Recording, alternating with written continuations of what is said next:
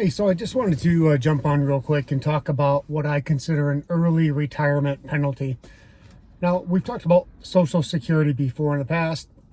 Basically, the way they work is that if you take your retirement before age 67, you get hit with a penalty. Basically, and it can be up to, it's about 30% less if you go all the way down to 62. And then it goes up, like at 62 you get 70%, 63 is like 75%, 64 it goes up to like 78 or 79%. Anyway, it continues to work its way back up till you get to full pension or full Social Security number at 67. And then of course if you go over, you get an additional 8% for 68, 69, and 70.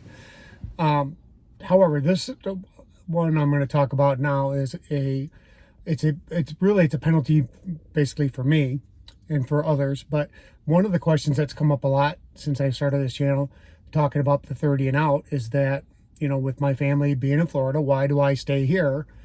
How much of a difference is it? Is it worth it? Why are you staying? That kind of a situation. And like all of us, money is always the issue to some degree, right? Because we're in this game to come out ahead, not to lose. And being ready to retire mentally and physically, I'm ready by far. Financially, well, let me go through it. And this is truly, I'm just trying to be honest with you folks, and then because I've seen a lot of things come up lately in this field where people are like, how about these guys need to be honest with how much they have, because some of them have recently, fellas recently came out and said, yeah, I retired with $6 million. It's not what you think it is. Good grief. $6 million, and it probably isn't what I think it's going to be. So anyway, first off, I just want to lead with, I'm very, very grateful that I have a pension and that I work at a job that has one. It is not by any means an end all be all. It is not the best pension out there. The UAW, generally speaking, especially with the auto folks, people do better than we do at where I'm at, but I am thankful for my pension. My lifetime pension is going to be $2,400 a month, right? So yeah, not bad money, just as a throw-in gift. Where the confusion came in is on my previous post where I talked about being modest on a modest income, is that people thought the $4,600 or the $55,000 a year number was my retirement forever, my pension forever. That would be great, right? Nobody would even think about worrying about money, knowing they had a pension at $55,000 or $60,000 a year. Plus, at some point, you can throw in your Social Security. So, but that is not the case. The way our pension works at where I work is that when you go on 30 years, they give you a supplement that is the equivalent at this point of $2,200 a month on top of your retirement number, which for me is $2,400 a month. So that gets me to a grand total of $4,600 next year in June. And that's where it's great money. Here's the caveat. That money drops off. That supplement money, the $2,200 that makes it up to 46, drops off at 65. So it's only for 4 years, approximately 48 months. If I leave in June, it'll be a few months more than 48, a little bit more than 4 years that I'll get that supplement. But that's all it's for. After that, it's $2,400 a month. And by then, the idea was the supplement's supposed to help you with insurance at the time to get you to 65 when you would qualify for Medicare and Medicaid. And that was one of the reasons that the supplement was put into place. Because the year that they took this out of our contract or added to the contract, the supplement is the year that they took away lifetime benefits for insurance for retirees. So we lost something and gained this supplement instead. So I just want to clear that part of it up. So really it comes down to I'll get my lifetime benefit is $2,400 a month, but for the first 4 years until I turn 65, I'll get $4,600 a month. And again, I'm very grateful for it. Most people don't have them anymore. I understand that, only about 20% of the workforce gets pensions anymore, and most of it's because you're in unions. Our office workers had them for years, and they've lost theirs now. everybody that had a pension had earned, they had bought them out, etc. And that's something they've talked about doing with us. I'll be honest, I would love if they bought out our pension, because right now I'm tied down by time. I have to be there 30 years to get my pension numbers completely.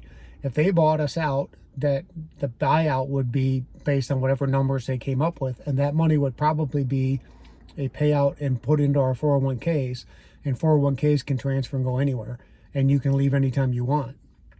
So I would love for them to do that and buy us out and give me a cash equivalent of the value of my pension based on the vested number I'm at right now.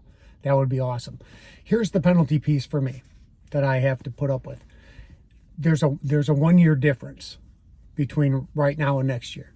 If I left right now at 29 years, that difference would be $1,700 a month. No laughing joke, right? That's a lot of money. A lot of people don't. That's the reason that I have to stay for 30, because 29 years automatically changes the supplement that I get from $2,200 a month to about $600 a month. And that's crazy numbers, especially when you're only talking 1 year difference in retirement.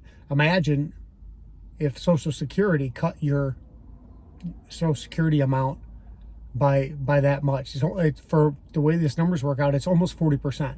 So imagine taking a 40% hit for retiring at 66 instead of 67. Nobody would do it. Matter of fact, that might be something that they should look at doing to get people to make the money last longer, is have a steeper penalty for taking early withdrawal. Not that I'm a fan of that either, but the idea is the same, is that if we're going to run out of money anyway, why aren't we trying to do things and find ways to either make that money work better or manage it better? So, and there's definitely reasons for people that need to take it. So I'm not a fan of, putting a massive hit on people that take early. I'm just pointing out what's happening with me in particular. So that's the reason that I don't go now. It's a difference of $20,000 a year for the next 4 years minimum. Well, it'd be 5 years if I left now.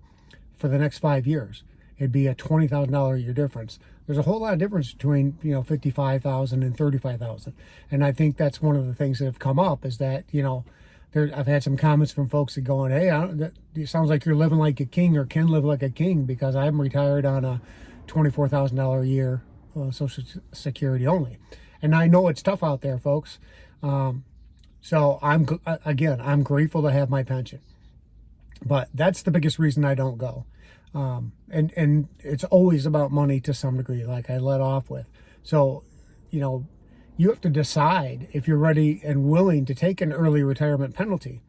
And I give it up for those folks that left before 59 and etc. A lot of the YouTubers out there that are in this field that have, are very open with how much money they have invested in their money and how much they're making, because they retired really early compared to most of us in their 50s with a certain amount of money. And they talk about that and how they're making it last. And I appreciate that, because it gives you, for everybody else, it gives you an idea that it is possible. You can do it if you can manage your expenses and manage your money, right? You need to know your income, your outgoing, and then live within those means. And there's always ways to make extra money. So that's one of the things that I've talked about and thought about with my wife, is that, I could easily make up this $1,700 taking a part-time gig, and I could leave now and move to Florida now. But it's not just that. It's not just that $1,700 a month. It's that amount forever. For that time period, it doesn't just end. Not to mention what I'll lose income-wise over this next year of working my full-time job. So when you add all the things up, the money really starts to get high. It's a big difference. So those are all the things you have to weigh out. And right now, the sacrifice we're making to live apart, I think in the end will be worth it. Right now, it sucks. So I don't advise anybody do it, but we make it work because we see the end, and we know where we're headed and what it's going to be when that time comes. So anyway, just wanted to be clear about that and talk to you a little bit about being transparent with my numbers. If I didn't have my pension at 30 and out, I would not be able to retire. I'll be honest and tell you that, because I don't have near as much money in a 401k as I need to have if I had to rely on it. and I was just as guilty as a lot of people are that have pensions. You have that money coming, so you don't save as much as you could or you probably should. So that doesn't necessarily make for good common sense wise, but regrets don't get you anywhere and doesn't make up the time you've lost. So now you make the best of the situation. For me, the best of that situation is I've got to at least stay here and get my full 30 so that I get the maximum benefit. And then when I do leave, if I want to add to our coffers, I can always work part-time then. And I'm working above and beyond. And one of the things my wife has said, that if we're going to make this sacrifice, she doesn't want me to have to work when I retire and come to Florida. Because I've worked a lot, since I was younger, and worked a lot of hours, 60 hours a week on average. And a lot of you have. I'm used to it. It's not that big of a deal to me, but she doesn't want me to have to work just to make the numbers work for us to be in Florida. So I love her for that and appreciate it. And that's the goal, is to not have to. And that way, if I do it by choice, because I want to enjoy more things and have a purpose, have a reason to get back up again. Because jobs kind of suck you into that. So anyway, I'm rambling on. I want to let you go. I appreciate you watching. Thanks. I will see you next time.